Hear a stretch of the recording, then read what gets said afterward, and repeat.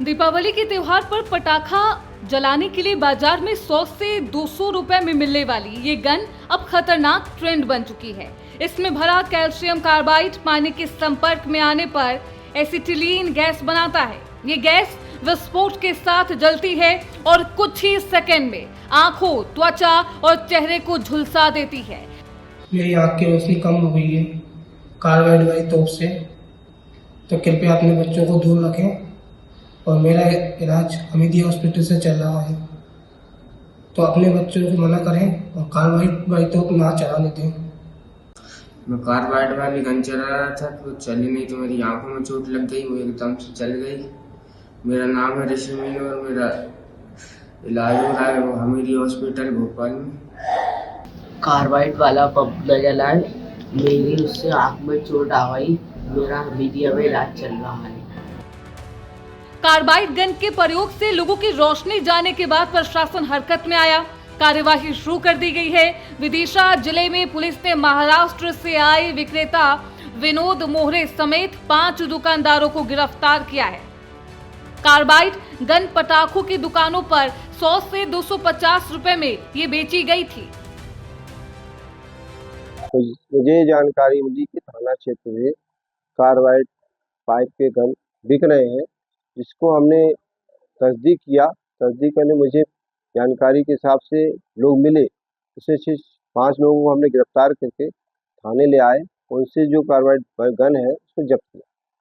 बच्चों की संख्या तो हमारे पास नहीं है कि कितने लोग इसमें क्या है, लेकिन ये है कि हमने इनको 5 लोगों को गिरफ्तार किया। ये कुछ विभिन्न जगहों पे थे, जैसे पीतल मिल पे बेच रहे थे, कुछ ATM ब्रिज के पास बेच रहे थे, कुछ अपना दुर्गा चौक में बेच रहे थे और अहमदपुर तरफ से। इस प्रकार से विभिन्न स्थानों से 5 आदमी गिरफ्तार किया।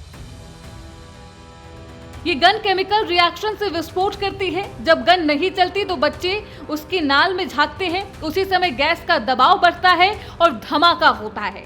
ये गन कोई पटाखा नहीं है, बल्कि ये रासायनिक उपकरण है जो पल भर में आंखों की रोशनी छीन सकता है। सोशल मीडिया पर इसे बारूदी पटाखों से ज्यादा सुरक्षित बताया जा रहा है। इन गनों को PVC पाइप से बनाया जाता है और उसमें कैल्शियम कार्बाइड डालकर पानी मिलाने पर गैस बनती है। ये गैस जलने पर धमाके के साथ निकलती है। दीपावली पर जब ये गन नहीं चली तो कई बच्चों ने उसे हिलाकर देखा और तभी मुंह की ओर विस्फोट हो गया, जिससे कार्बाइड के कण आंखों में चले गए। वरिष्ठ नेत्र चिकित्सक डॉक्टर RN साहू ने बताया है कि कुछ प्रतिशत मामलों में रोशनी वापस आने की उम्मीद बेहद कम है। कार्बाइड के कणों से आंखों में थर्मोकेमिकल बर्न हुआ है, जिससे अस्थायी दृष्टि हानि हो सकती है।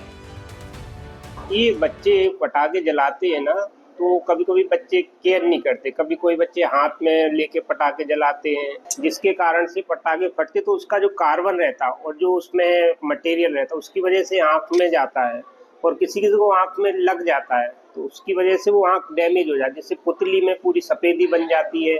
कभी कभी कोई पत्थर जाके कंकड़ आंख में घुस गया तो पूरी पुतली को फाड़ देता है, पूरे पर्दे तक चला जाता है, जिससे आंख लगभग पूरी डैमेज हो जाती है।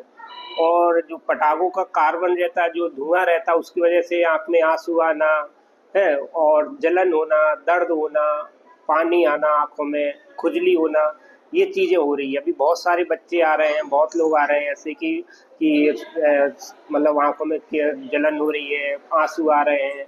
और अभी बच्चे 1-2 बच्चे आए हैं जिनको पटाखे लगे हैं, जिनका चेहरा भी जल गया है, आंखों के बाल भी जल गए हैं, पुतली पे घाव बन गया है, आंख लाल हो गई है।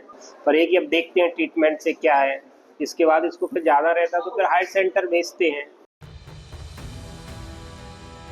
डॉक्टरों का कहना है कि ये खिलौना नहीं, छोटा बम है। इसके फटने के साथ न केवल आंखों को बल्कि दिमाग और नर्वस सिस्टम को भी खतरा रहता है। लंबे संपर्क से ऑक्सीजन की कमी, ब्रेन एडिमा और न्यूरोलॉजिकल दिक्कतें भी हो सकती है। गंभीर मामलों में stem cell damage, optic nerve की चोट और रेटिना सूजन के कारण अस्थायी अंधापन हो सकता है। अब देखना ये होगा कि प्रशासन क्या कार्रवाई करता है और जिनकी आंखें खराब हुई उनकी रोशनी कब तक वापस आती है। Bureau report, prime news.